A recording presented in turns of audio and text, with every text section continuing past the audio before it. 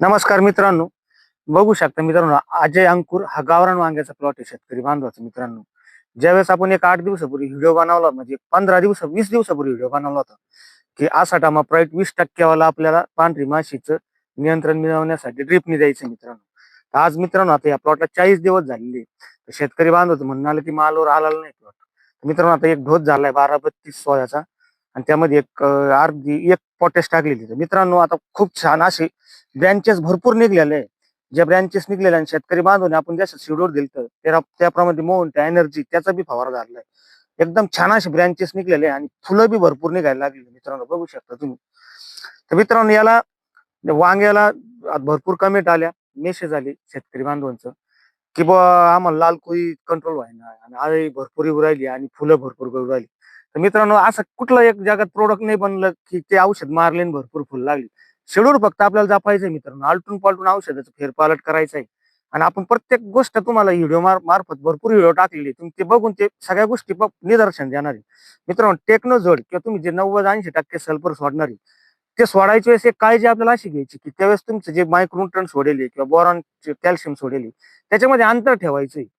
म्हणजे टेक्नोझोड किंवा सल्फर सोडल्यानंतर कुठल्याही प्रकारचं ड्रिपनी आपल्याला कुठल्याही प्रकारचं मायक्रोन्यूट्रनचं ऍप्लिकेशन कमीत कमी 4-5 दिवस करायचं नाही. आणि बुरशीनाशक बी कुठल्या प्रकारचं करायचं नाही. म्हणजे सल्फर ज्यावेळेस सोडणार तुम्ही 8 दिवसाचा गॅप ठेवायचा, त्याच्यानंतर तुमचं जे रेग्युलर ऍप्लिकेशन आहे ते करायचं. अशा पद्धतीने नियोजन करायचं मित्रांनो. आणि आपल्याला जसं तुम्हाला सुमोडीस बद्दल बोललो होतो की एका मित्राचा आपलं मार्गदर्शन खाली प्लॉट येतो की भरपूर असे 70 दिवसात वांगे लागले मित्रांनो. खरोखर त्या प्लॉटला तितकी वांगे आहे मित्रांनो. त्याचं नियोजन एकदम शार्प असं झालेलं आहे. प्रत्येक आपण जी जी गोष्ट सांगली त्या मित्रांनी केली होती आपली मित्रांनो.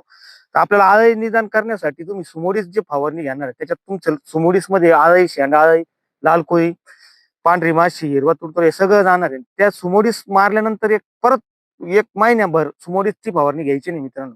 तुम्ही डिलिकेट, वायगो, स्पिंटॉर, एक्सपोनस ह्या औषधांचा वापर करायचा आलटून पालटून.